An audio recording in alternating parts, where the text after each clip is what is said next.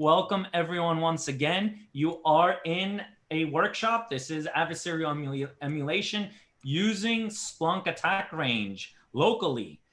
This is with Rod Soda and Jose Hernandez, two folks I've known for, oh my gosh, too long. I don't even know. I went to college with Jose back at FIU when we were both we were doing what, tech support. I had a little tech support company. He had Jose Helps, and then I met Rod at Hack Miami, hackerspace down here in Miami, and been friends ever since. So very excited to have you all here. Thank you so much again for giving back to the community. I'm gonna shut up and let you all do your thing, and I'm here if you need me. Thank you, George. Rod, you want to kick us off? Take it away. All right. Thank you very much, everybody, for coming. We've been doing a lot of this workshop quite a bit in many places. And this is a workshop that will be done live, which is something that we don't do often. There might be a lot of stuff that we may talk that is either in beta or in testing.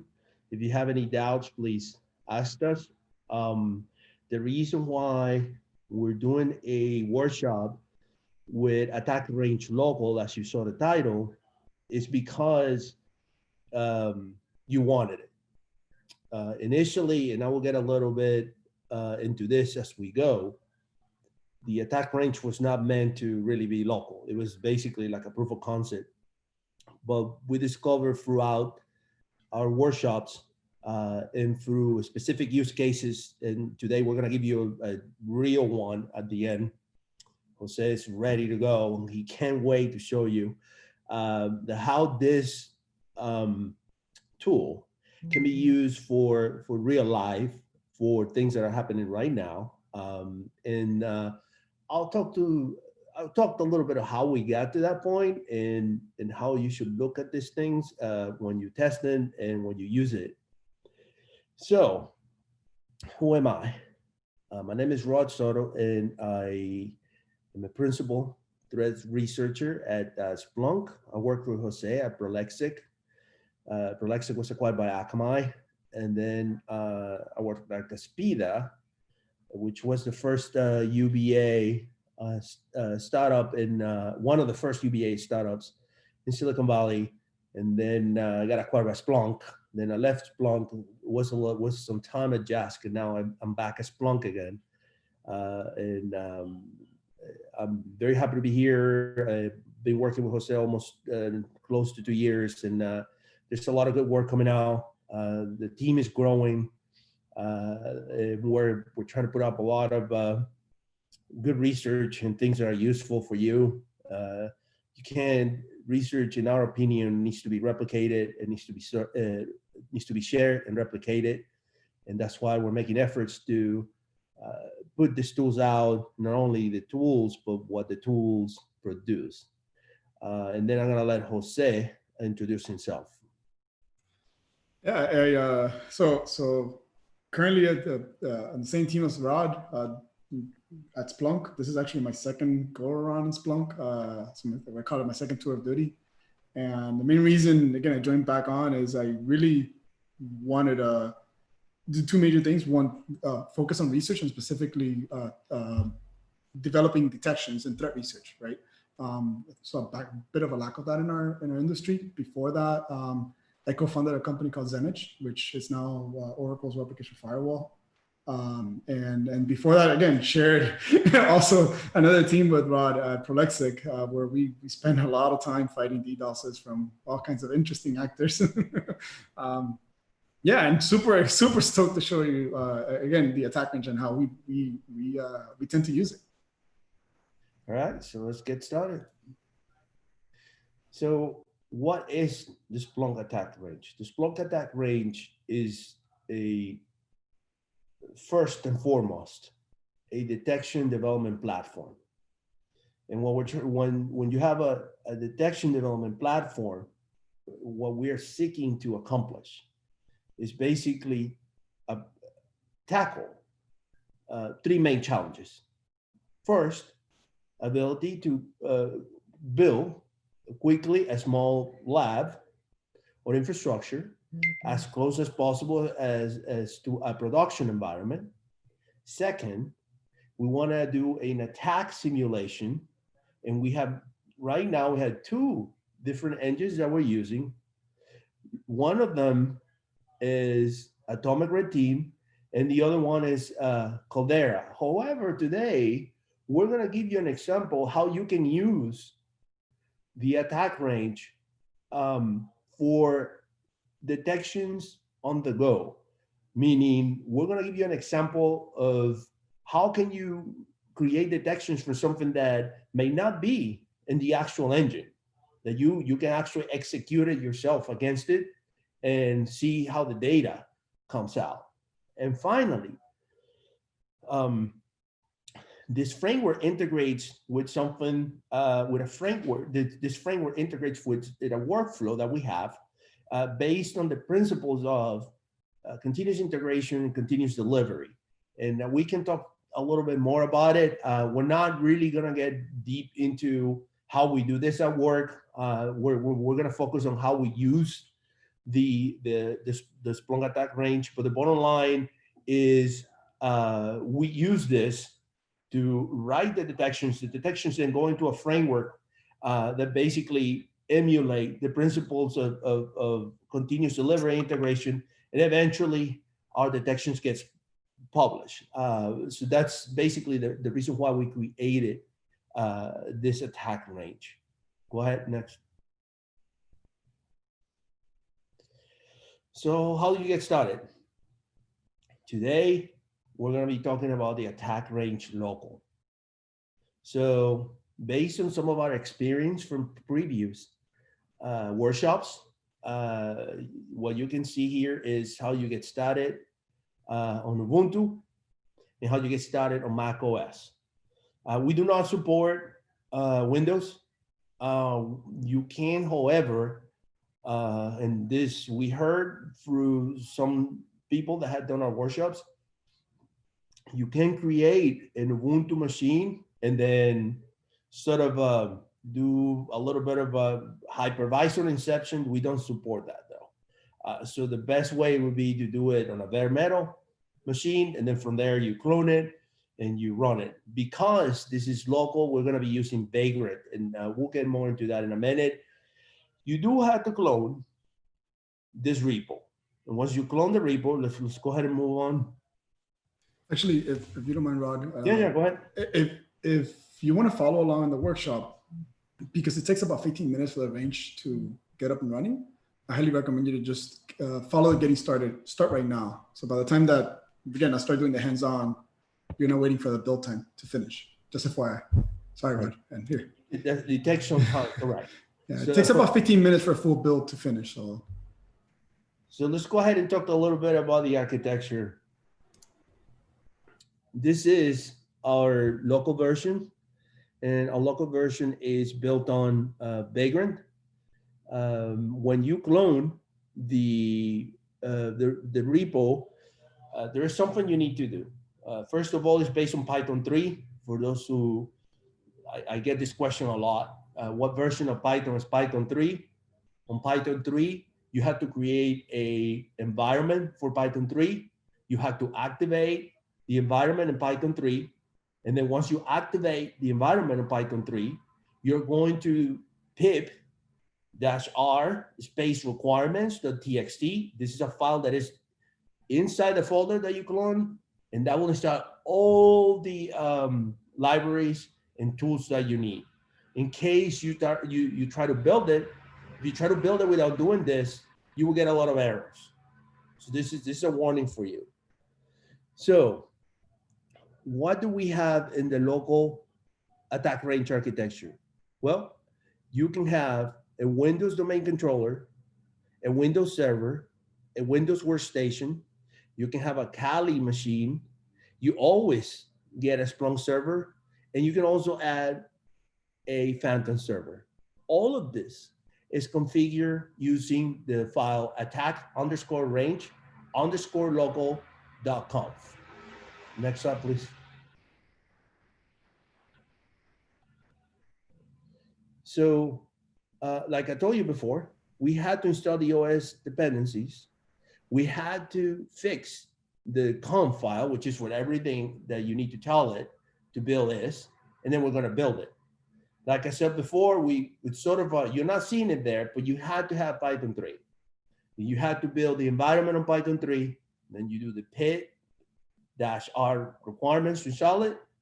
And once you have all the requirements installed, you can go ahead and do Python space the file, which will be attack_range_local.py-a for build. And that will pull the configuration for the .conf file. And if you told it, for example, to build a Kali machine, then Kali machine will be built on Vagrant. If you told it to build a domain controller, it will build a domain controller, and you can build a domain controller in a client. We have some advantages on the local attack range, because we can first use Windows 10, and we don't have the problem that we have with the cloud. The problem that we found in the cloud is the cloud architectures are based on what is called immutable infrastructure. Immutable infrastructure means that they patch their servers, and most of their whatever virtual machines or instances, they're usually parts of these groups that they get ahead a lot of heads up of vulnerabilities and upgrades, and usually by the time you get to download it, they're already patched. That's not the case when you do it locally. So consider that if you're using both of them, you may want to think, for example, for the case that we're going to do today we're going to do Ryuk locally to use a local attack range. So once you build it, and like Jose said, it's going to take around 50 minutes, you can run a detection, or you can try to actually create a detection, and then we can explore this in our sim, which would be Splunk. And we'll talk a little bit about it now. Go ahead. Since we're creating this lab, what we are interested at the end of the day is what is produced from these attacks and simulations, right? So in order to do that, we had to have a number of source types of data that are useful, right? So we decided that we were going to focus on Windows event logs. And when you go to Splunk, it will be an index equal win. We also have sysmon logs, which is also in the index win. We also have PowerShell logs. We also have network logs with Splunk Stream, which they go to the main index. And we also have the atomic red team logs, which go on under the attack index. So there are those three main indexes that you had to remember: win, main, and attack. And those are the 5 fundamental source types that we're going to use when we replicate these attacks. Is this attack range heavily on the endpoint? The answer is yes. So let's go ahead and next up. Not sure if you want to talk a little bit about the prerequisites, or we want to go ahead and move on, since we sort of touch on this. But if you, for those of you, yeah, go ahead. No, I was going to mention, I think the main takeaway is if you're on Mac OS, the main hardcore requirements are you're going to need VirtualBox. Actually, whether you're Mac OS or Linux, Ubuntu, you're going to need VirtualBox, you're going to need Vagrant. And then yeah, the attack range is you manage it and you administrate it through the CLI tool, and that it's a Python tool. And so we typically try to follow best practice, don't want to taint your local system with all the dependencies. So we recommend, again, installing virtual environment and then installing dependencies using virtual environment instead of installing them locally. That's, I mean, again, Mac OS and here, sorry, I'm not sure where we had Mac OS and Ubuntu follow the same instructions somewhat. There's for Ubuntu's, again, if you're following the link that we pasted in Discord or in the chat, there is a simple bash script that just does everything you need to do to get it installed. and running. So it makes it even simpler. Right. I see somebody just said if there was a reference for a nested VM. I'm assuming that is a VM instead of VM. We really don't support that. We know people that have made it work, and we're not against it. But our recommendation is you run this on bare metal, and then from there you start building up. So continuing with the features, like I told you before, one of the things you get, regardless of how many machines you decide to build, and that's something you have to consider, and you have to make a consideration of what is it that you're building, number one. Two, how many machines are you going to build? And three, do you really need them?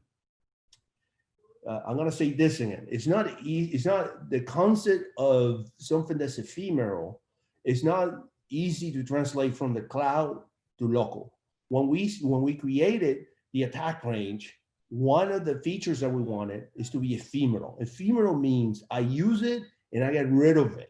Basically, I use it, I execute a command, and then whatever I created is gone. This is infrastructure as code. Basically, I execute the code, the infrastructure comes back. I execute a command, the infrastructure goes away. When we're doing local, it's different. All these ISOs are going to be downloaded in your computer, and it's going to take a lot of space. Also, if you decide to build a full Magilla, and you decide that, no, I want a client, I want Phantom, I want Splunk, I want a Windows server and a Windows client, unless you have something around 32 gigabytes of RAM with an i7 or a server-like processor, most likely your computer will slow down to a crawl. Even us, when we use this, usually in the case of Ryuk, we use actually a Windows domain controller and a client, but usually we really pick and choose very carefully what we want to build, because when it is local, it will freeze your machine, and then for you to get it back, sometimes, I'm not saying you can do this all the time, you can always do Python attack underscore range underscore local.py action destroy. You can go directly into VirtualBox, which is one of the components that you're going to need to run these machines, and then delete them. If, for example, I'll give you another hint. If you're building a range and you start getting errors, like says you already have a machine like this, look up into VirtualBox, because most likely you may have something that you either interrupted and built and it's not checking, and you just had to delete it. But remember, the goal of this is to use it for specific things and then get rid of them, right? You're not supposed to have this running in your infrastructure. These machines are configured specifically to be weakened, vulnerable, and if you want to keep all those bloated machines inside your laptop, I guess it's your choice, but we're warning you, this is going to take time to build, and it's going to take a lot of space and processing power. So always consider this. So coming back to the features, in the Splunk server, we're going to have indexes, the Microsoft logs, the PowerShell logs, Sysmon logs, as we said. We have the TAs, the technology additions, that actually do the extractions for those source types that we talked about. We do have a number of detections that are already included in ESCU, which is usually where we publish our detections. We have the machine learning toolkit installed. The UI, as you will see soon, is in port 8000. You also remember, you also have the password is encoded. For those who wonder, what is the password? The password is encoded in the .conf file, and you can actually RDP in your Windows machines, and you can SSH to your Splunk / Caldera. Where is Caldera? Caldera is where Splunk is. So you see Splunk on 8000, you see Caldera on 8888. You also can have enterprise security if you want it. You can enable, disable these features again on .conf. And then obviously you can do, once you have a Splunk instance, you can do many things that you want if you want to purchase a license or whatever. In this case, we're not looking at that. We're looking at basically using it for testing purposes. You have Phantom, and you can play with Phantom. You're gonna have to register in the community in order to have a username for Phantom. Like we said before, all of this is in .com file, which we will show you to as we go. Go ahead. All right, so in the features that we have, like I said before, we have the Windows domain controller and the Windows 10 client. Basically, it creates a mock domain network, which is usually under attack range.local. This can be enabled or disabled. It collects all the logs that we talked about before. We use Sysmon. We use actually the most popular Sysmon policy in the community that everybody knows is on GitHub. Like I said before, you can RDP into your server. We use a atomic red team, and there's a number of simulations that you can actually execute on these targets. Not all the APR, the atomics are replicable, but a lot of them are. And then we use Caldera, which is also a adversary emulation framework. It has many other things. And when you build the range, the Caldera agent is already running on whatever machine you build. So you will be able to see the agents as you go into the Caldera interface. And of course, we decided to put Kali Linux because Kali is pretty much a standard tool for testing exploits and many other tools, security tools, either offensively or defensively.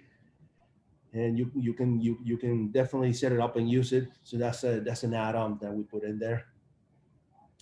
Let's all right. So do you want to talk a little bit about this? You know, let's do that when we jump into the hands-on, since I'm going to go into the config file, if you don't mind. So okay.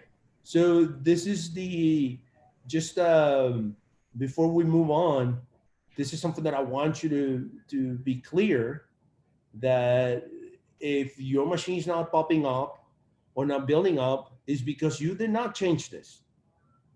And if your computer comes down to a crawl, it's because you put once in all of this, right? It also will take probably 20, 30 minutes to build up, right? Remember, you had to download the ISO and then it has to build the machine.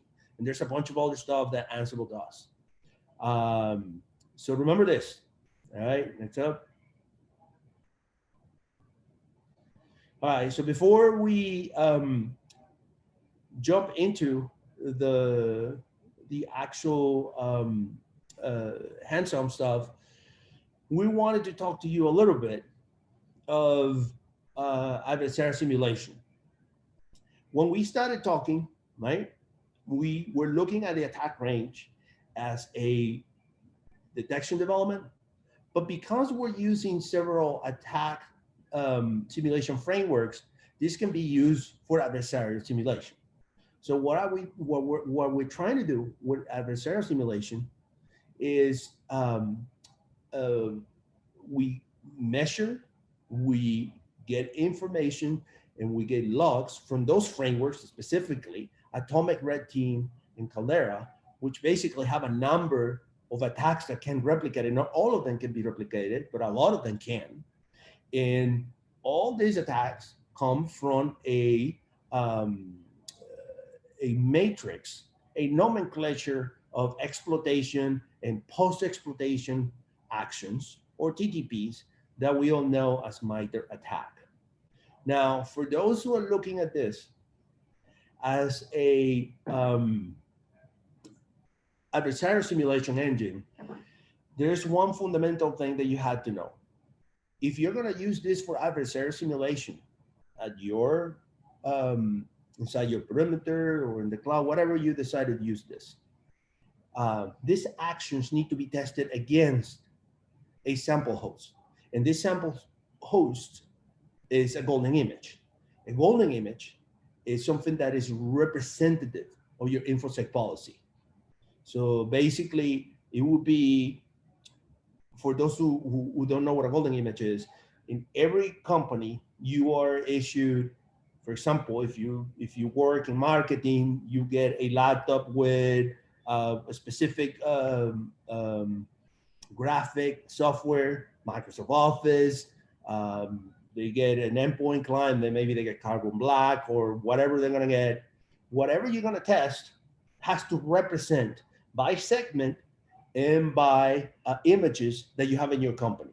If you do not do this, this is a simple exercise in curiosity. In a few words, this will not help you. Why? Because you're testing about standard images that we're giving you. These standards images that we're giving you do not, I hope not, represent your security posture. These images are incredibly vulnerable. So you have to make sure, because we have, we've been approached by companies where they want to actually run these frameworks inside their perimeter, and they want to do purple team exercises, which is fine. Basically, you can use what we're about to show you, execute the attacks, and then in a drill or a purple team scenario, you can check if your detections work, if your guys caught it, and how bad will it be if you were to simulate a specific adversary against your environment. But again, if what you are executing this against is not representative of your company, then you won't get anything out of it. Next up. So here's some of the positives of adversarial simulation. Sort of what we talked already. You know, you can measure your response capacity. You can gauge risk level. You can measure your attack surface. You can test your detection telemetry, your incident response, and you can validate your defense rules. Also, one of the good things about these tools is that they can provide a view that can go beyond of an unsuccessful pen test or red team exercise. And there are certain adversarial simulation scenarios that actually might be safer than penetration testing techniques that can potentially be disruptive or destructive. And of course, this is wonderful for blue teamers. You don't have to, think about it, most of these attacks are already automated. So the logic and the execution behind it is already taken care. So we have seen companies that repeat that basically are, there's a little bit of work. You're gonna have to get the code, modify it, and put this code in different agents, different, in one case, they actually were thinking about doing this on actual bare metal desktops, and run these attacks and then see if your SOC caught it or if your blue team caught it. So this is actually one of the advantages of this type of tool. Next up.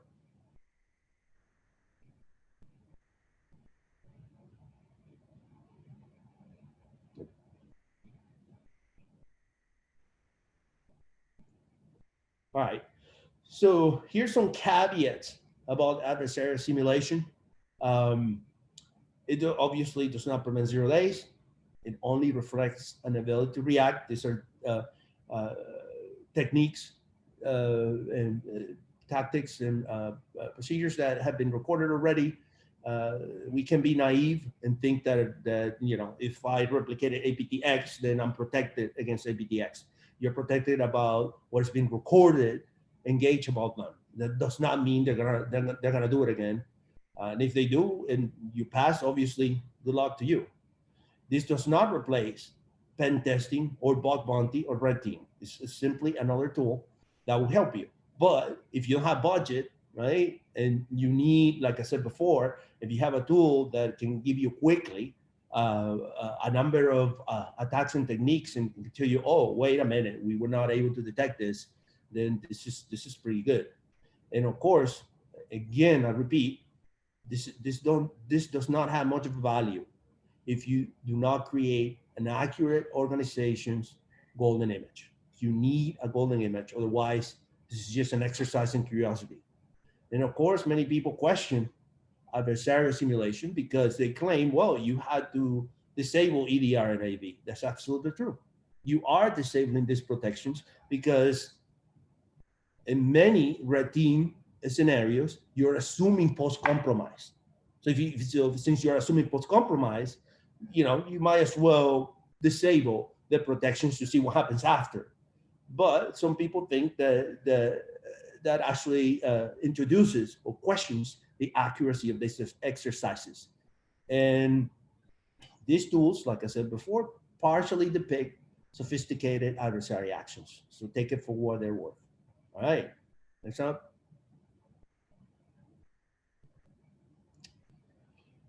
I can talk to you a little bit about Caldera. Caldera is a framework, adversarial replication framework based on MITRE ATT&CK framework. The MITRE ATT&CK framework, which most of you know, is a matrix that has classifications of techniques and tools and procedures of known malicious actors, and that gives pretty much the industry guidance on how to actually investigate or create detections or look at possible ways of preventing attacks, and based on that, create a defense posture.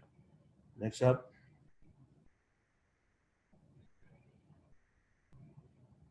Next up.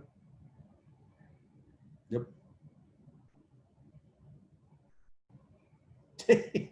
Hold on. All right. Go back a little bit. I want to show them the. Oh, okay. Next, I guess. Okay, so there's this atomic red team. It's just a wonderful framework that allows us to basically replicate these techniques, and that's also why we use this. It was obviously natural that we will consider it. When we started doing this, just so you know, guys, this basically was, okay, this thing is out there. Can we put it together somehow? And I remember Jose and I were thinking, is there any value of running this on something? What are we going to get out of this? And then when we started getting logs out of it, we were like, oh crap. Yeah, there's definitely value of using these things. So we definitely like the atomic red team framework, and we use it a lot. Go ahead. Here's, of course, I've been talking to you about it, and then here's the attack framework.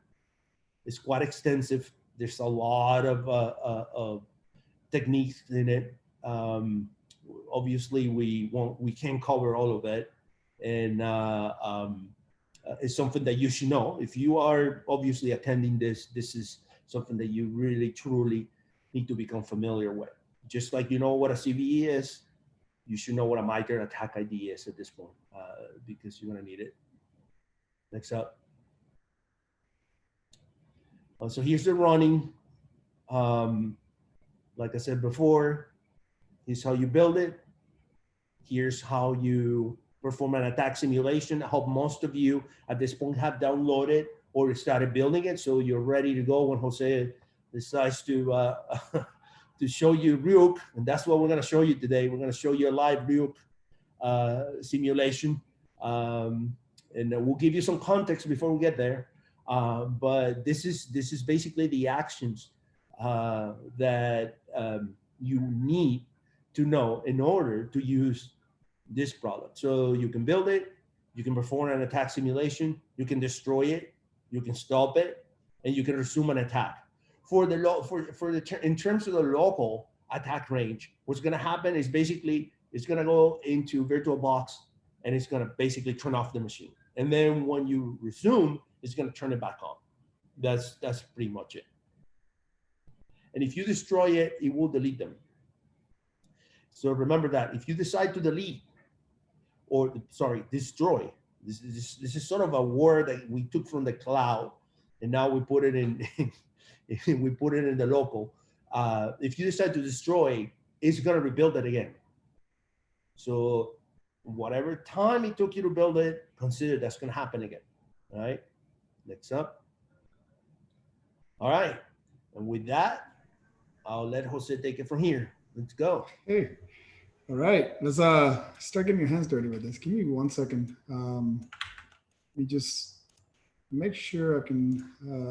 I got my terminal up, and again, if you've been following along, you started building. Excellent. If you haven't, it's okay. I'll walk through the building process a little bit, but I didn't want to sit down and talk for 15 minutes while this thing was building. So I hope you're okay with that.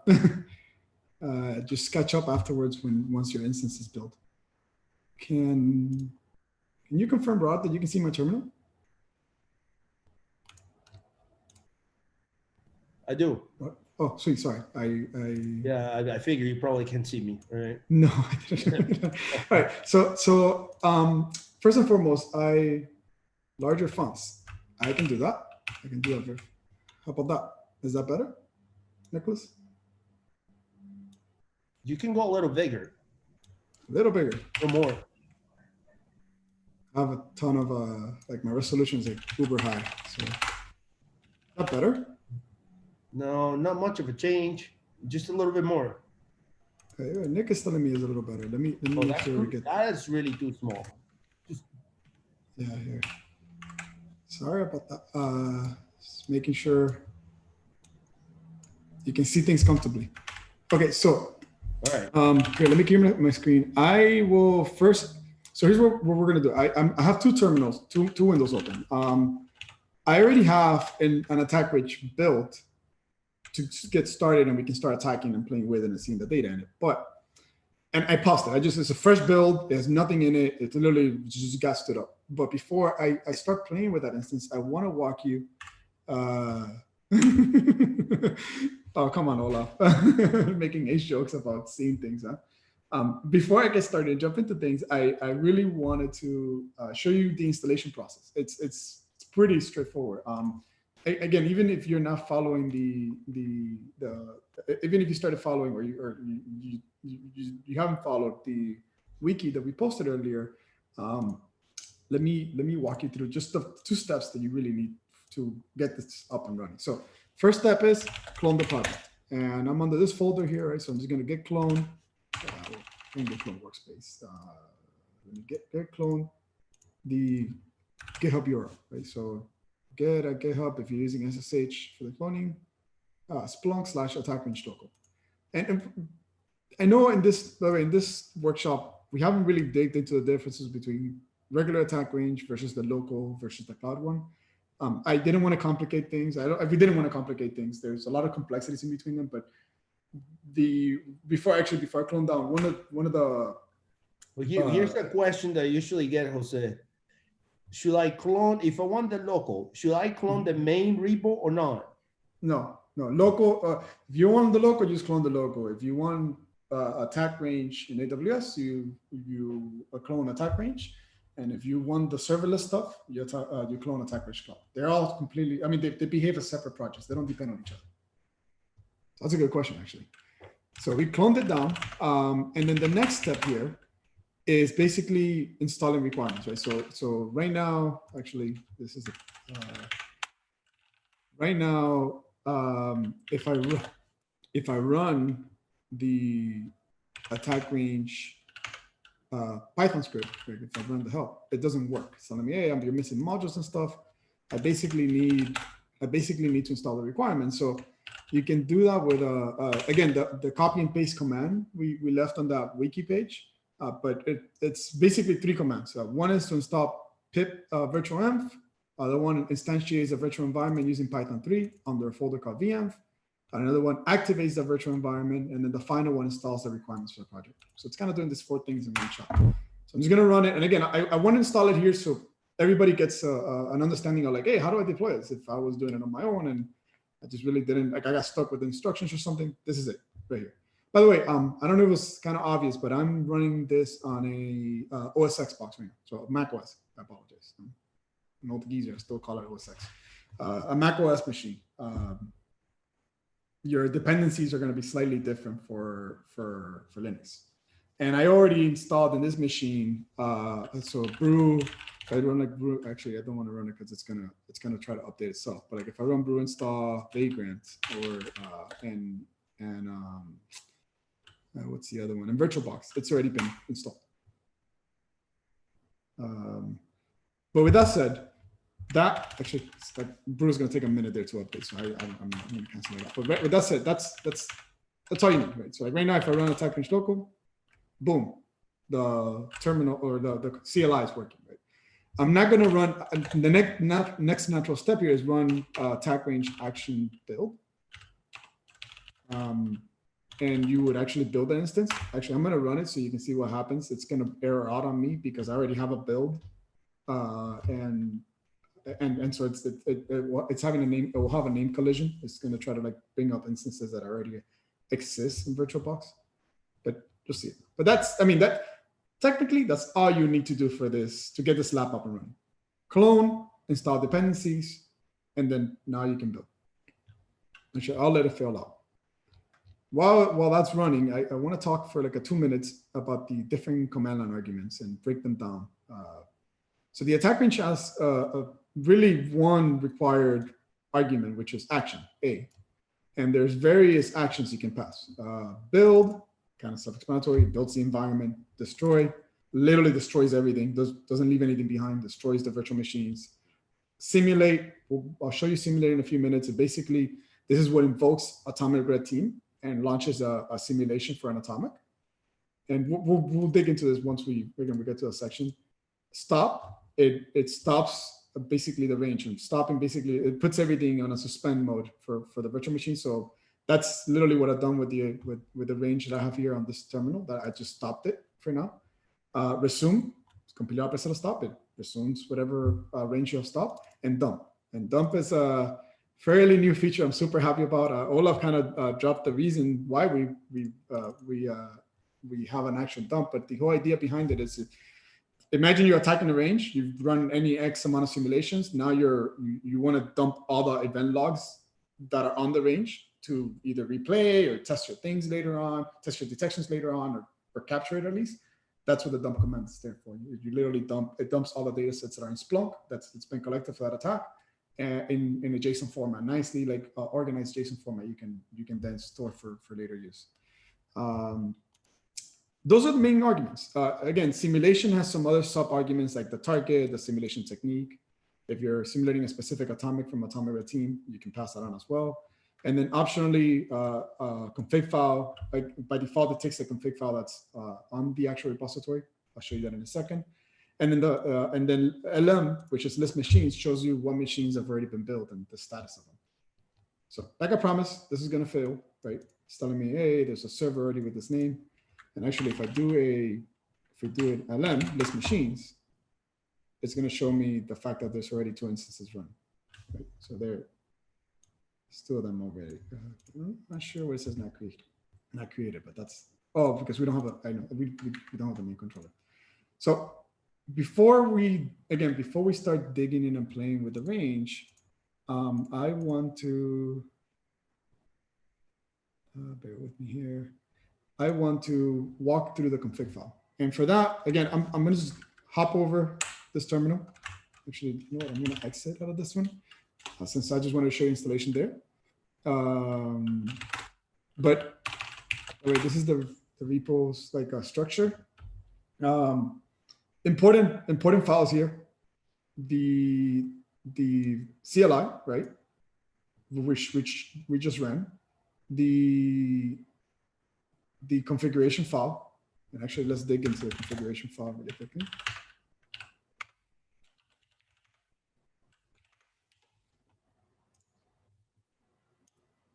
So we promised we skipped it in the presentation, but I really wanted to walk through. This is somewhat important, especially if you're going to start using this in your day-to-day. You want to understand how do you configure and how tweakable it is. We intentionally made this super configurable because every simulation that we want to run or the environment, we want to be able to tweak that without having to like change code, right? So again, I'll just start going through some of the most common parameters. The log level and log path, kind of self-explanatory. More interesting ones are like if you wanted to change the default like Splunk password or the version of Splunk that you're downloading into it. Right now we leverage 802. I think we're a little bit behind. We don't usually run the bleeding edge Splunk instance, but again, the binary. One big thing to note is the attack range does not, for the TAs for Splunk and the apps for Splunk, we don't go out to Splunk base and download them. We actually put all these TAs, a frozen version of what we're using, in an S3 bucket, and we make them public. One thing that you could do, again, if you're doing this on your own and you have your own versions of TAs that you want to deploy, and maybe they're customized, you just change this to your very own S3 bucket with the TA version or the TA name that you want to use. For example, if you had like a customized sysmon that you have different props or transforms in it, that's, you would change this and change the name to the TA version that you're using. Yeah, again, here we're defining just like the different versions for the different apps. We install Windows TA, the Sysmon TA, the common information model for Splunk. If you're not too familiar with Splunk, don't worry about it. These are just the different pieces we need in order to ingest data into Splunk for things to show up appropriately. MLTK, if you wanted to do like machine learning things on the search head, streams for collecting network data, and then a bunch of other miscellaneous like TAs that we need for like visualization and rendering and so on. One big thing that we have here that you can, again, it's also configurable. We don't have it on by default, is if you wanted to bring up an attack range and have it already pre-indexed data from the boss of the SOC, we have the boss of the SOC data set, so we can, again, bring up the range by default. You just configure which data set you want, and it'll be available then and searchable. So you'll have a bunch of attacks already in Splunk available if you're using the boss of the SOC data set. More specifically, again, getting into like configuring Phantom, like Rob mentioned, again, Phantom is optional, but you can build a range with the Phantom server if you wanted to like test SOAR capabilities.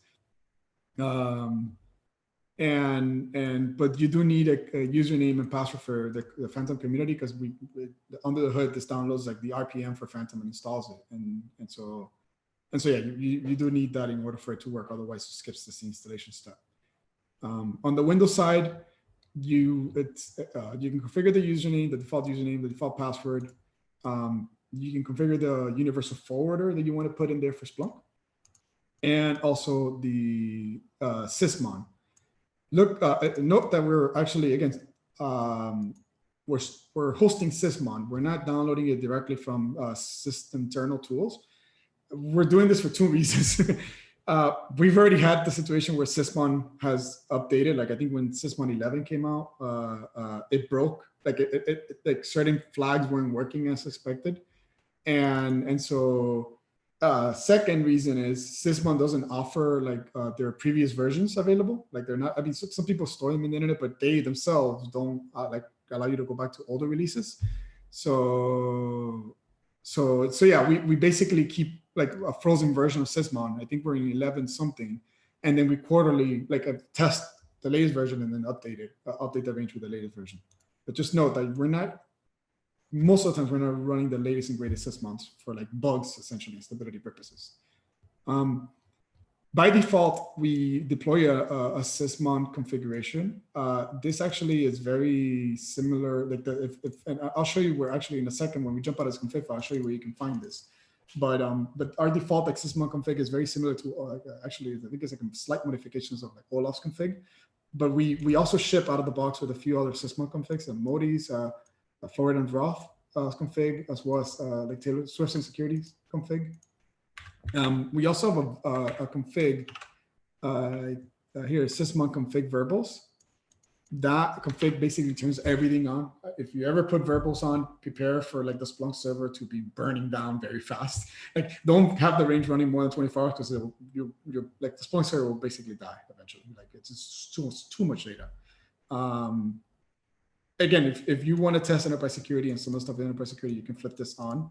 It does require you to have enterprise security in the apps directory in the attack range. And obviously that entails the fact that you bought or you're trialing enterprise security. So you need to, like, this is a paid for thing.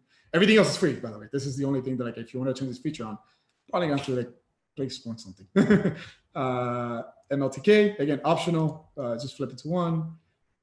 On the simulation side, we fork Atomic Red Team. We're not using the master branch upstream from Atomic Red Team. And again, same reason that we don't use the master sysmon or the latest and greatest sysmon for stability purposes. Typically, and again, we update quarterly, like we update a fork to whatever's upstream quarterly. If you're using this on your own, most likely you'll probably have your own fork. You're not going to be using ours or directly Atomic Red Team. That's what we recommend. Just fork your own project, and you can define, again, what repo you forked it into and what the branch you want to follow. But that's what these settings are here for. Caldera password, pretty self-explanatory. Here is the most important section, I think, of configuration for the attack, which is the environment. In the environment, you basically configure what machines you want to build when you run a build, right? So if you wanted a Phantom server, you flip this to 1.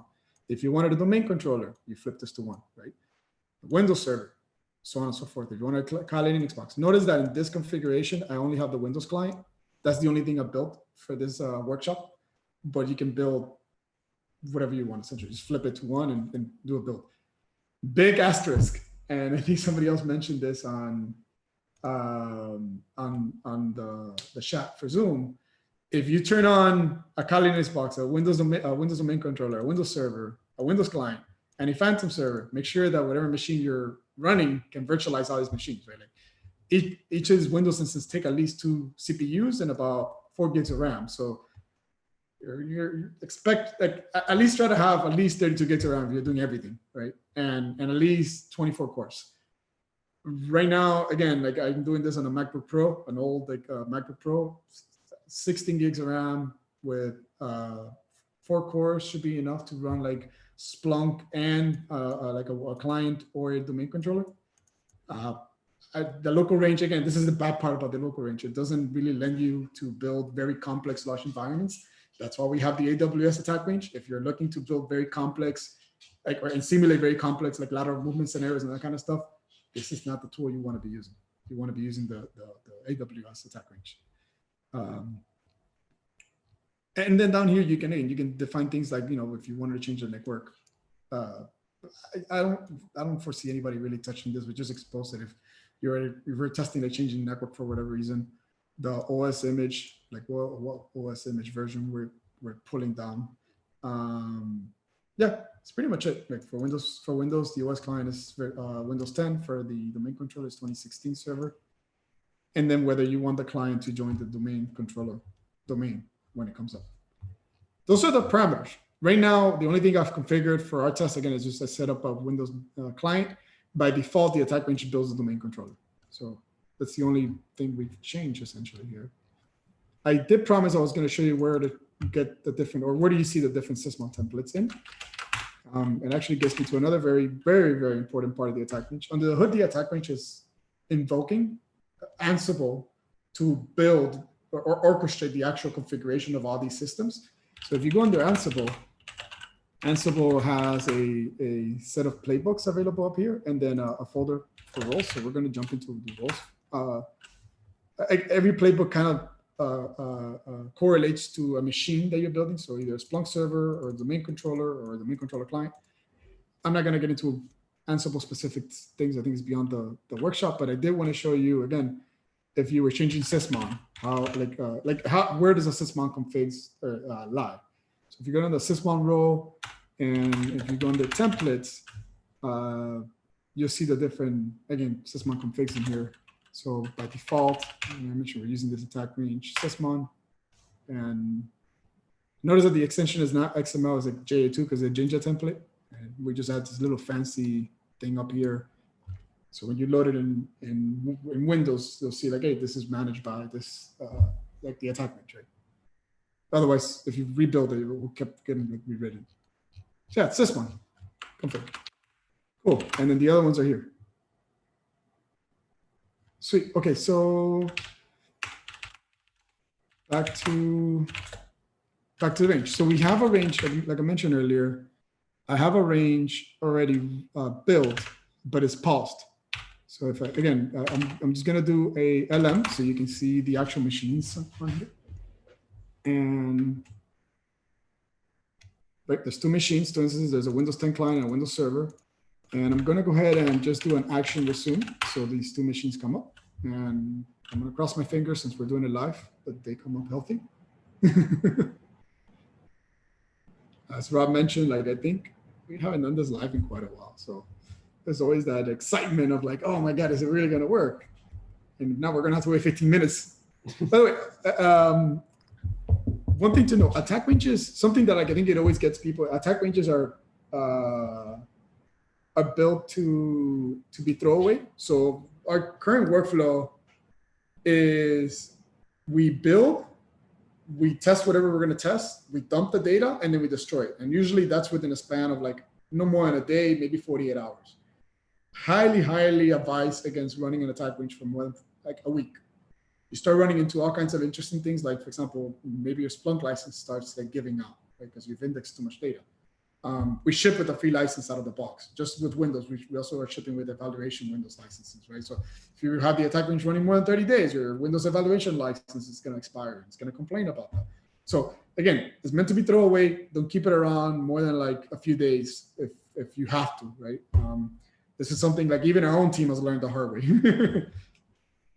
As Rod mentioned earlier, actually, I want to share really quickly while this is coming up.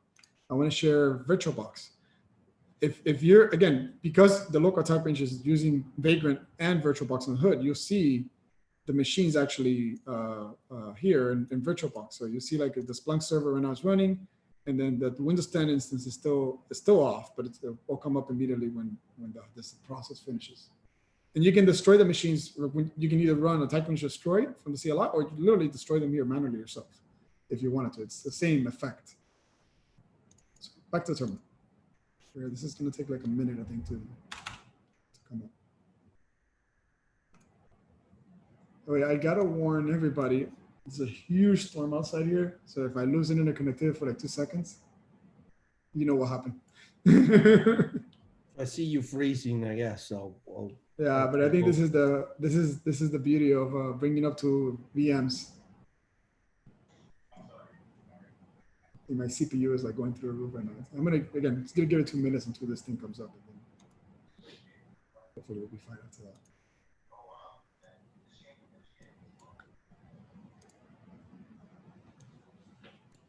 All right, nice. This is coming up. I am gonna try while this is coming up. I'm gonna try to get to some of the questions. Any helpful same installation live? Which version of Sys1 are you using right now? I can check, Ryan, when it comes up. I want to say it's version 11.02. That was the last time we updated it. I'm not sure though.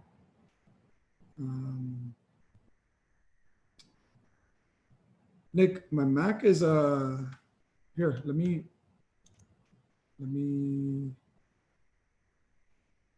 see. This is a should know this by memory. I'm a bad tech guy. This is an i7 2.7 gigahertz with 16 gigs of RAM. Well, you don't go home right about, but deals with this pretty okay. Like, I think when the moment I add 3-4 machines is when this thing starts really dying. Especially when like backup, like my machine is backing up at the same time. Yeah.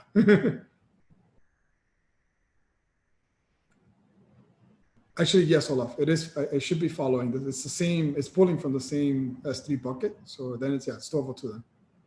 I mean, we'll see it immediately now when this thing comes up. But I'm pretty sure it's following the same S3 bucket code.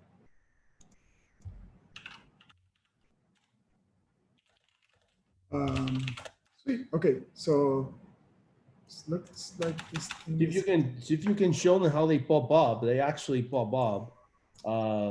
Yeah. Actually, good point. So this is the Windows machine. Desktop. There it is. The Windows machine that's coming up. Yeah. And then the Linux machine, or sorry, the Linux machine, which is really Splunk. This is this gentleman over here. Yeah, right there. Okay, so let's go back to our terminal. Boom. Actually, so now both of our machines came up. Let's do it. I'm going to just run another LM.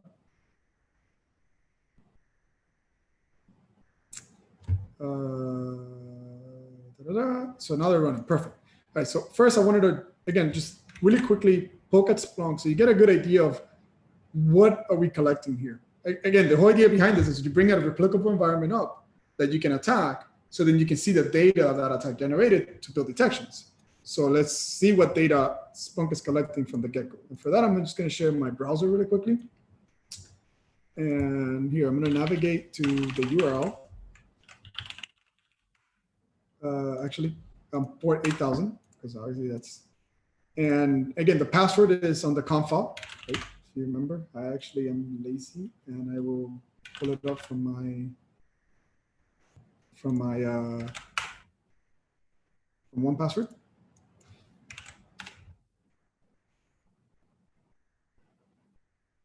And when you open up Splunk on the Splunk instance, the attack range, there's a few cool little things that again, you'll see right away. These things are not loading. You'll see that they're loading in a minute when we run attack, but you see like what simulations you ran, the MITRE techniques, associated with the simulations, what users were seeing, hosts that were targeted, so on and so forth.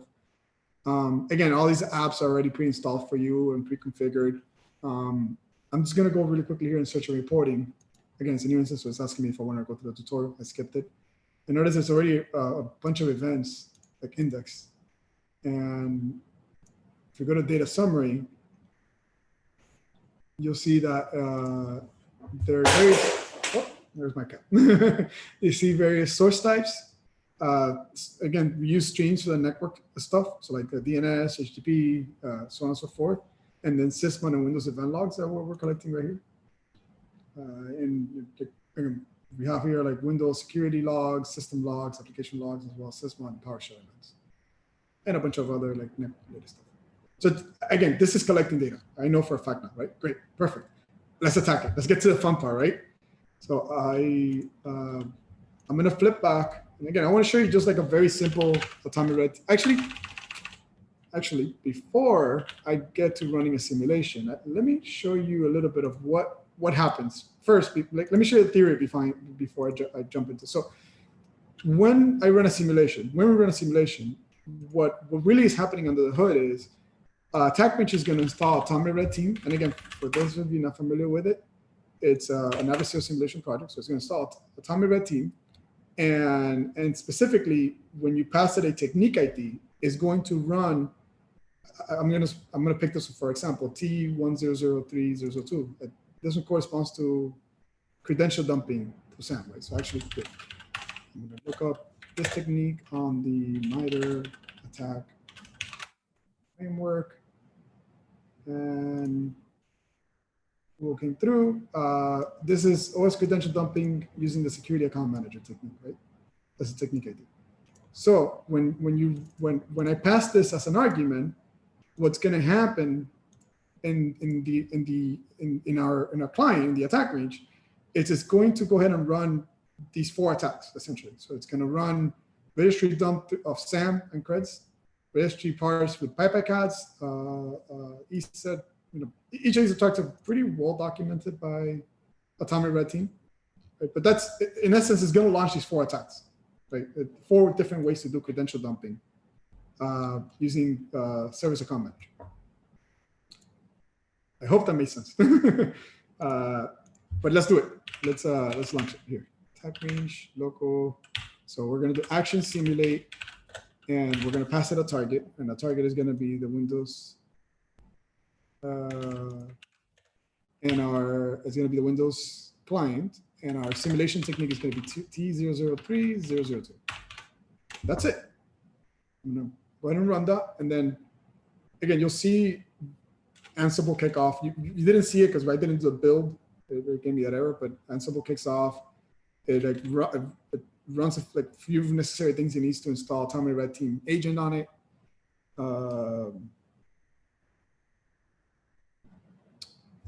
Let's see, let's give it a few minutes for it to come up.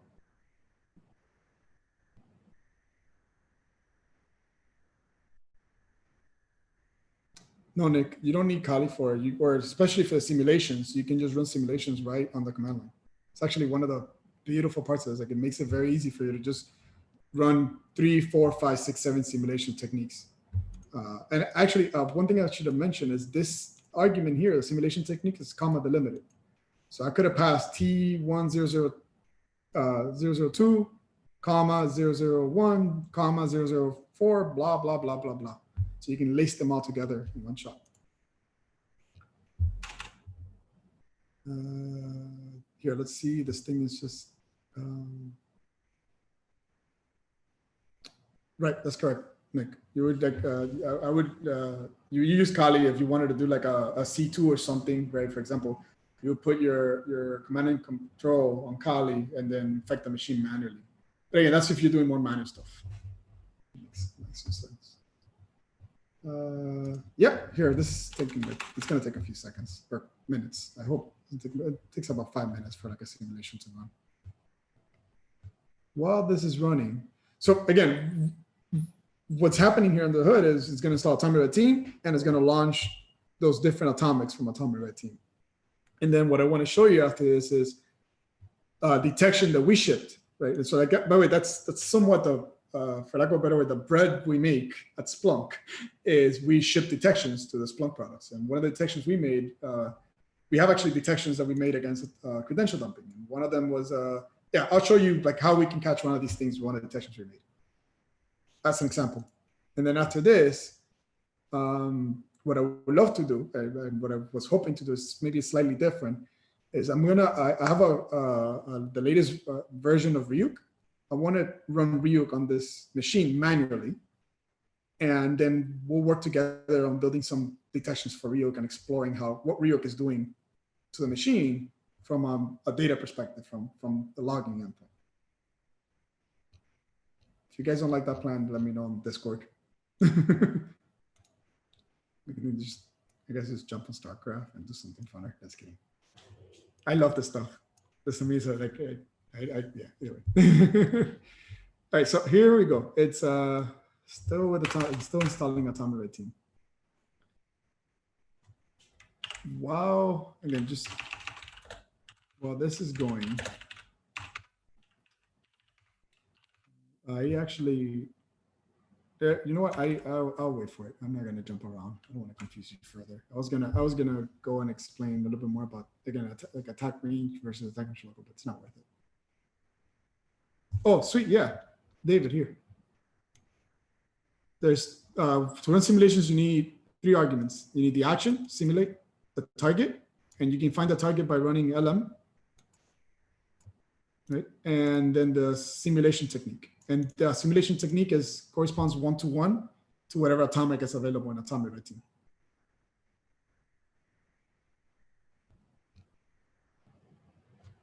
All right, this is still going. I don't think, it's good. I gotta wait for machines, sorry. There you go. All right, so it's, again, it just prints the debug saying, hey, I'm gonna run this technique, and then it actually is gonna go run it. Any of you who are familiar with Ansible, this is pretty much like things that are happening under the hood in Ansible. Oh yeah, again, like if you wanted again, this is completely open source, by the way. Something like in our team, we try to strive for is whenever we build a tool, we're trying to build, we've built, for lack of a better word, our careers around leveraging, using stuff in the community. And I think now we're in a state where we can give back to the community. So one of the kind of mantras I have for us is the question is not whether we should open source it or not, is why should we close source it, especially as a research team, right? And Rod, I'm sure you probably heard me say this about 5 times now, just this last month. So, and so with that in mind, again, we've been trying to open source as many tools as we can to get back to the community. But one of the things I wanted to mention on the theme is, one, if you ever wanted to contribute, we take pull requests. We're consistently working with, again, community members are contributing to this thing. If you ever run into a bug or something, we're very active under the issues in the GitHub project. And if you ever wanted to design something beyond what the attack range does, for example, that landing dashboard, that was a random partner that did that. I mean, like, we have contributions from a lot of places making this project better. With that in mind, while this thing is running, since it's still running the technique, I'll give you a TLDR of the structure of the project, since it may be helpful. And yeah, again, it won't, since it will probably end up helping, but Ansible contains most of the logic for doing things on the system, like building the machines as well as running the simulations. If you're familiar with Ansible, great. If you're not, it boils down to, I'm just gonna go back and open, like here, let's try another role. So there's roles, and each machine, each playbook can have one of many roles. And a role has a set of tasks, and that's where the work actually gets done, right? So for example, the search head has a bunch of tasks that it executes, right? So if you go under main here, you can see it runs through all these tasks serially. And whether, for example, if you set the Boston stock data set, it evaluates, hey, was this parameter turned on? Yes, then I'll run this task. Otherwise, I'm not. I'll skip it, right? Hey, this is to give you a good idea of like how this thing put together. Right? Like how does the coconut get the water? The other kind of important piece here is, again, if you ever do a data dump, it's gonna land on the attack data. So you see this folder, for example, and there's a configuration here for how you want to configure the dumps. So if you were dumping sysmon, what's the search for sysmon, and how far back do you want to dump for sysmon? If you're dumping Windows security event logs, like, these are the parameters you set when you're going to dump what data to collect and how far back do you want to collect that data for.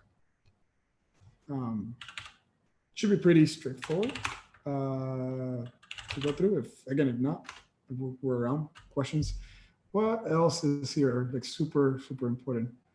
I think that's pretty much it. Well, actually, there's two more pieces. Vagrant has the actual virtual machine configuration, like what machines. It describes the actual machines that we're building. So if you go under the Splunk server machine here, you go on the Vagrant file, it actually defines like, hey, this is gonna expose this ports.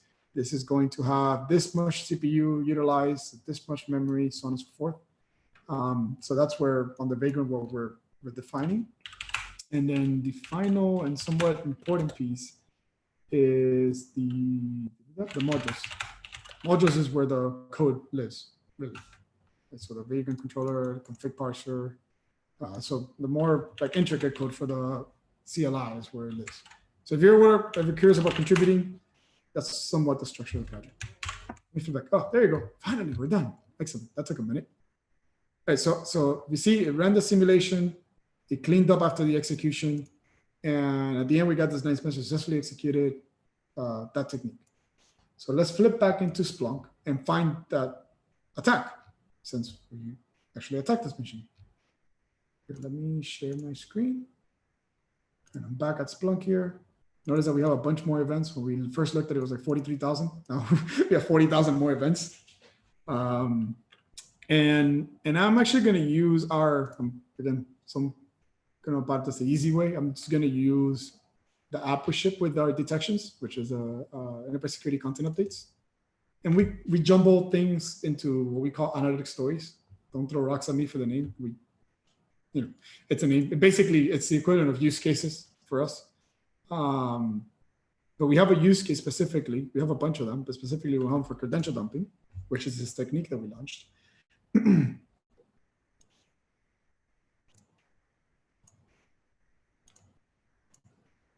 Actually, I've been having this issue where it's not rendering. Here, let me pull it. I have another way of pulling this. This is something to do with my local Firefox. And just do a keyword search for it.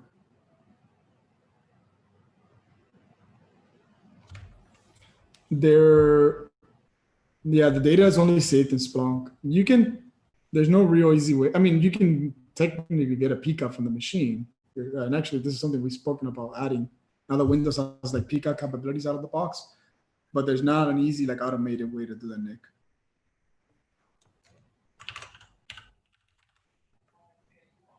Here, let me pick up specifically the search on. So here we have one of the searches, which is specific, under the credential dumping story, which is attempted credential dump via registry, from registry via reg.exe. And this is the search in essence. I'm not going to spend a whole lot of time describing the search. Let me just expand it here. It's pretty, it looks gnarly, but it's a super straightforward search, but it's looking at anything on the process data model. And again, since we have all the TAs for Splunk and we are using SIM, data's already getting normalized, parsed, and put into data models in Splunk. So we're querying the process data model, and this is looking for process name reg.exe, process name equals command.exe. So when it's neither reg.exe or command.exe, look for the keyword safe on the command line argument, and then look for any of these like registry keys on the command line argument. So HK local machine security, HK local machine SAM, blah, blah, blah, blah, blah.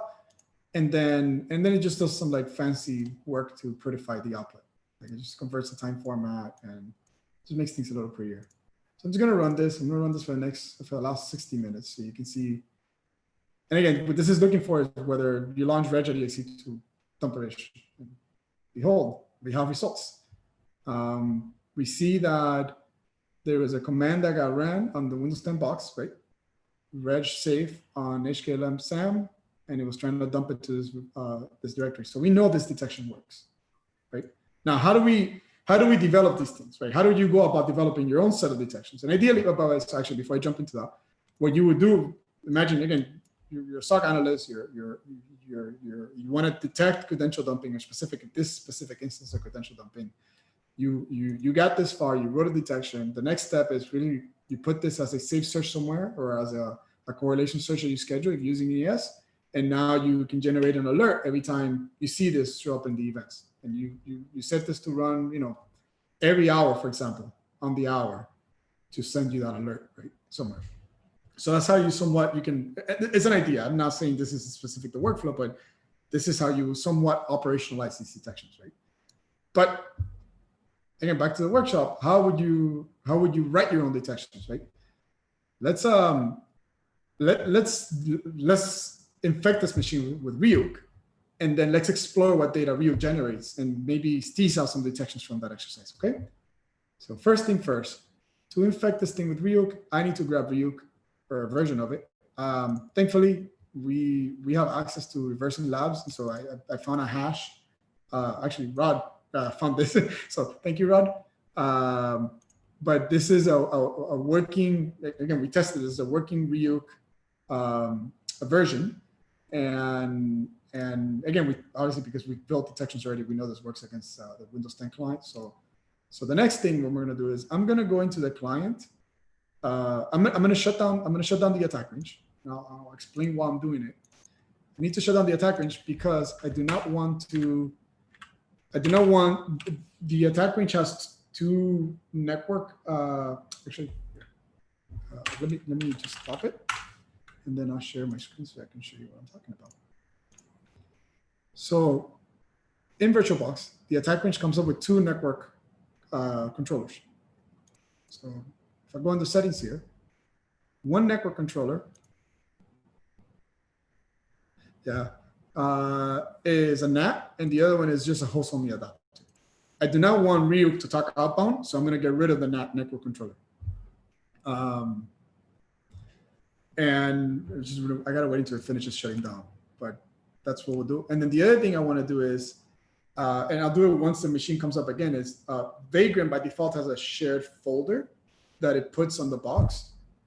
So I'm gonna go ahead and delete that shared folder. I'm gonna move the ransomware to that shared folder and then delete the shared folder so Ryuk doesn't like encrypt the shared folder, because I've had that happen and it hoses your range, unfortunately. And if you're running a Windows machine, that could cross over to your Windows machine. So do delete that share folder, FYI.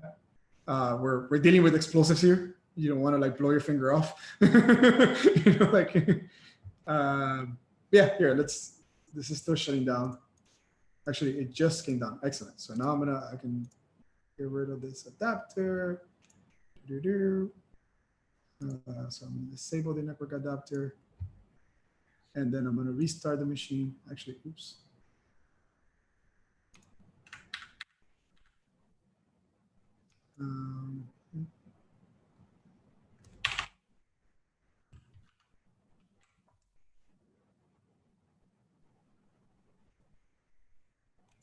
Hey, sorry, I lost you for a second. I think it was just me starting the Windows instance. Right, so I'm restarting the machine. Yeah, I'm literally going to be doing this on the VM. I'm not even using the CLI for this. So you can see how we're managing some of the stuff. You can also use this manually, right? Like it's not stopping you from doing anything manually. And you don't always, you may not always have the attacks you're looking for in a time red team or the simulation for that attack, which is in our case, right? Like there's no atomic red team simulation to simulate Ryuk. Actually, wink, wink, nudge, nudge. This is one of the amazing things that like Scythe has super cool as a feature, in my opinion, which is you can simulate ransomware Scythe. I'm expecting like George to pop in on one thing like, what? What you said, What? man? What? What you call me? What's going on? No. Actually, super. Like that's one of the sweet features you guys have, honestly. Like being able to simulate an entire like ransomware in there. Exactly. Yeah. I gotta do this like manual thing of moving it. So yeah. Yeah, and we got to talk about that for people that do have Scythe and how they can get that into their local attack range. So we'll talk about that later because all you need is a Windows system. So you kind of figured out most of it already. Like 90% of the plumbing. Yep. All right, so this thing is coming up. Here, let me do an LM again. Sorry, and I'm bouncing around screens. Yeah, so everything's running again. So next step is I'm gonna, again, this Vagrant folder is shared between the machine and the local machine, like the VM and the attack range. So I'm gonna copy my Ryuk executable in here. Boom. So there it is. This is a zip file. And then I'm gonna pop back into the Windows machine. There we go. And then we should see it. Actually, before I run it, Mark, can you see my Windows machine okay, by the way? Yeah. Probably looks a little tiny, but I'm going to create here just a folder. Sorry, a text file. I'm just going to, again, this is testing system. I'm going to call it important doc. And I'm going to write some very important info in here. And again, this is just, I want to see Ryuk encrypt this, basically. Here we go.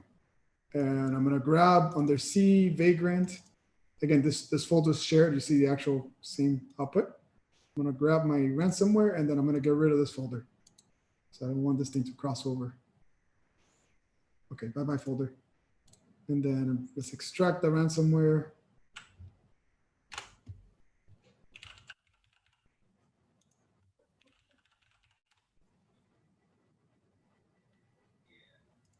There we go. So we have a ransomware. I'm just gonna the actual executable.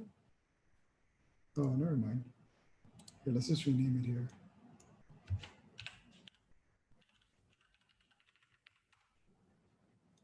Okay. So here's our executable. We have our very important document. All right, here we go. Are you guys ready to kill this machine? Or at least infect it with Ryuk? One, yes. Two. Does Defender cache Ryuk? I don't know, actually. Good question. And we disabled Defender on this thing. Right.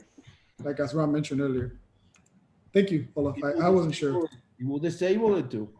Yeah, so I was actually looking, I'm not into Rook, whatever, run it, but I was doing Maze, and the thing that Defender was catching was the ransom note itself. Right. Got it. Yeah. It's a little late when it catches it, you know? A little too late at that point, yeah. Here, I'll share. All right, so you saw the actual executable disappeared, and I'm just gonna wait a few seconds. You're gonna start seeing things showing up as a here. I'm gonna wait a few seconds until this machine really. Oh, there you go. We got our nice README note. So nice of those bitcoins. So nice of them. Yeah. How nice, right? Yeah. Well, but look, it hasn't encrypted yet my very important document. Open the node. Open the node. But it's probably not gonna. No, not that one. The node, the README. Oh, it's not encrypted. But yeah, here, let's open the node. I think there's a pop-up that shows up eventually.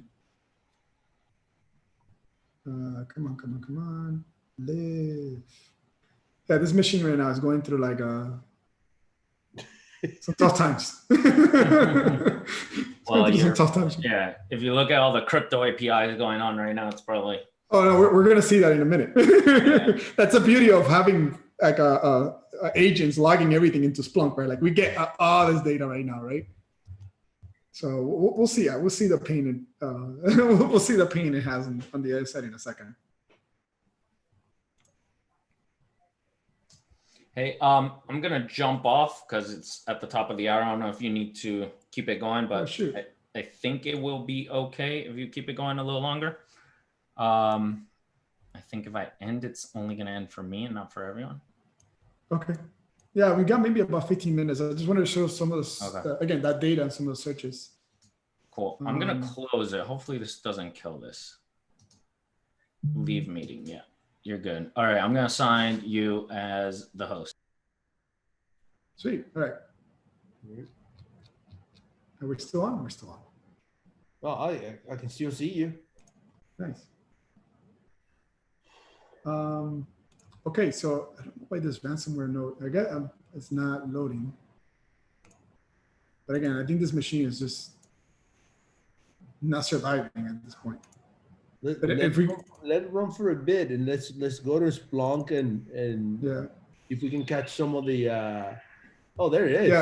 Yeah, we can see it already encrypting things, right? Like everything, like here, we go to program. I'm sure it's encrypting things right now. Like, let's go to program files. Let's open PowerShell, for example. I don't know. That was kind of random. I was kind of randomly following some. I guess it's not encrypting the services. The best way to see that is probably with one of the detections we wrote. It shows absolutely everything that's getting encrypted. Yeah, but for sure it's encrypting things. Like here, here's another README. In every folder it encrypts, it drops as like README for real. So here it encrypted like the Atomic Red Team stuff. Right, so we know this is working. It's encrypting our machine. Maybe it hasn't gotten to a very important doc yet, but definitely working. Rod, to your advice, I'm going to hop over to Splunk. Oh, there you go. Finally encrypted a very important doc. Go ahead and show it. Yeah, let me open this up. Open with.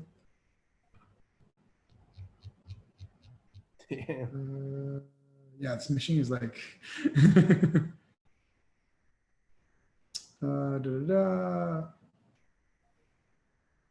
More apps. Yeah. No bad. Yeah. Yeah, it's garbage, right? Encrypted. Boom. Yeah. And it changed the. So one of the things we noticed right away is it's changing the extension to Ryuk. So that's a detection right there. It drops an HTML in every folder, right, with the Ryuk readme.html. So that's another detection to Allak's point. Like that's what Defender picks up. So let's jump into Splunk and look at this data here. So back to Splunk. It locked me out because I had an activity for too long. And you had to change the view with Splunk. I'm still seeing Windows. Oh, I apologize. How about now? Yep. Let me also make this a little bigger. I don't know if this helps or not. So back in search, back to our search window, we have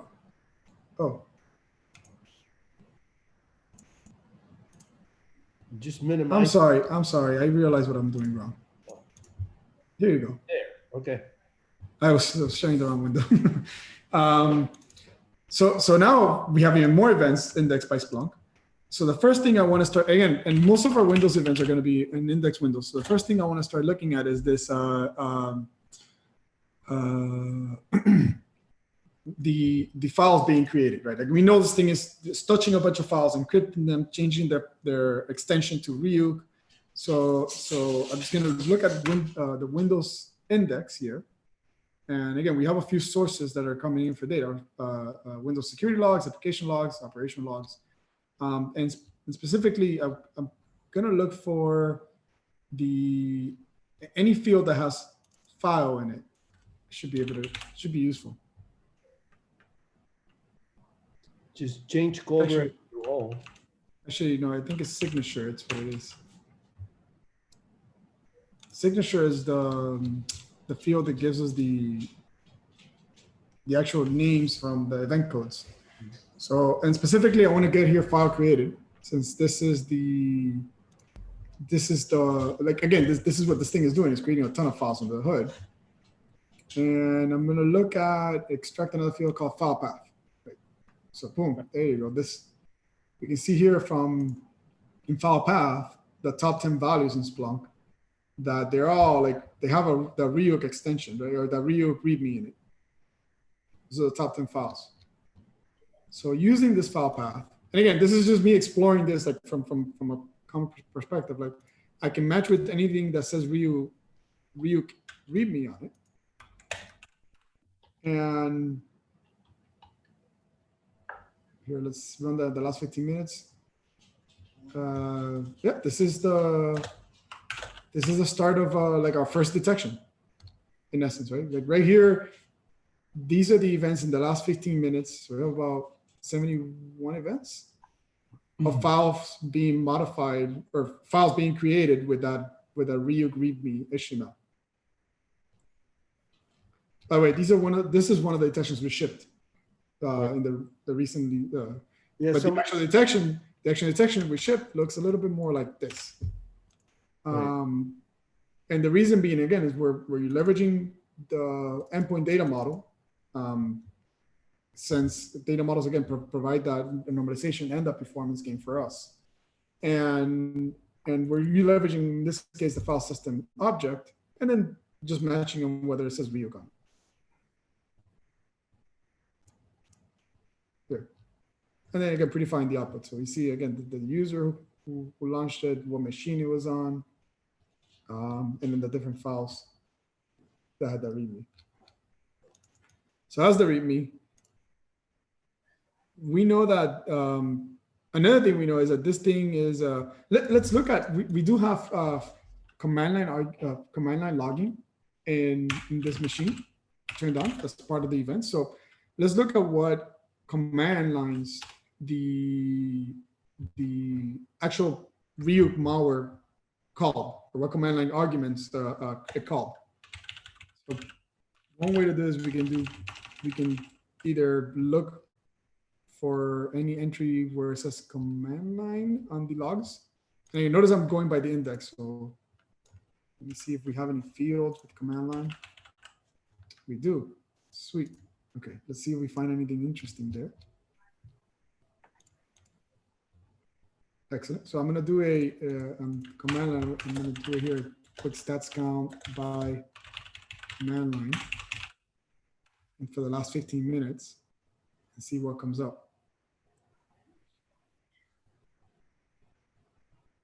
I think I got the right field name, right? But it looks like stats count by command. Yeah. There you go. Okay, so I know this is Splunk's operation. This is somewhat normal.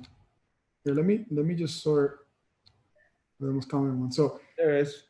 This is the most common command line arguments that ran. So SAM stopping. This is the security account management service for Windows. So this is a service that allows you to log on and log off, right? That kind of stuff. This got stopped a few times, 58 times within 15 minutes. This is obviously the ransomware. Like the Windows would not work if this is getting like stopped and started. Like it will have some serious like logging issues. So this is a detection right here. Or we can probably use this as one of the detection artifacts. Another thing that immediately jumps out is this conhost.exe is, first, the way it collected it was weird, but second, the fact that it's being forced as a flag, this is not normal. Like I've seen conhost being called with this argument, but never forced. And this is another detection essentially for Ryuk. This is actually, if you Google around, this is very specific to Ryuk and the way they operate. One simple, again, so I'm going to drill into this one really quickly as one, again, a potential detection. And I'm going to look at what event code generated this. So this is, again, we're logging command line arguments from Windows Audit, so it's 4688. So I can drill on 4688. Well, this is basically another detection, literally, that we shipped. Slightly different, but this is another one, right? And for the SAM stopping, I want to show you what our end result for that one was. Looks something like this. Same idea where we're matching on the process name when it's net sh or sorry, net something, right? Net something, net one, and it's calling stop SAM for a period of time. It's not completely incorrect for SAM to stop or be stopped, right? During shutdowns, this tends to happen, but this is where, again, some tuning of that detection will have to take place, right? We'll figure out like, hey, we correlate when this happens with the fact that con host.exe was launched with a force flag, plus you see Ryuk readme on the file system, right? So you lace these three correlations, and that's a very high fidelity alert right there that this machine has been compromised by Ryuk. This is it. This is, I kind of want to stop right here for the workshop. This is what I wanted to show you. All right, that's the full Magilla. That's it. Yeah, again, I wanted to give everyone enough to like understand, like, oh, what's the process? How do I go about this? And third, like, I hope this gives you a good flavor, like, oh, this is how I would use this in various scenarios. This is pretty We're much, gonna be, yeah, this is pretty much what we just did. This is how we use it, and this is how we want you to use it and come up with detections as well. I saw some comments saying, once you guys add this or this, we're trying. We have a small team. We have a super coder named Patrick Bryce, and he's amazing. He's done a lot. But you know, we also have to do work and other stuff. And our team is growing, and this is fun, and this is part of our work. But you can do a PR like Olaf said. You can always listen if you make something that you believe it will make a change. We definitely will take a look at it, and we'll take a look at your PR and dissect it. So this is why we put it out there. I mean, it's not easy for a big corporation to say, oh yeah, here's all this code that you can take it. We really made an effort to put this out there and to give it to the community. So use it, propose new things, and make it better. Absolutely. Something I just I wanted to address, I saw, and so I'm reading through some of the comments and questions in Discord.